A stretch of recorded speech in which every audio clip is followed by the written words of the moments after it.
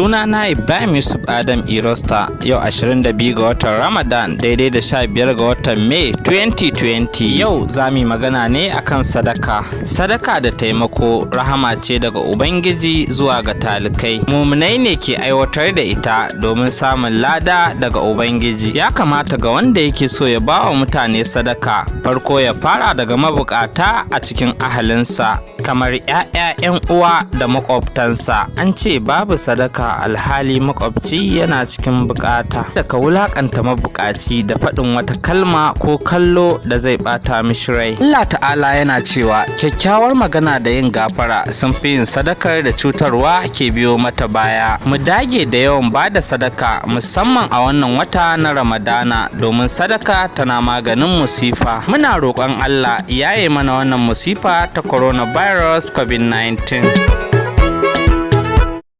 Likey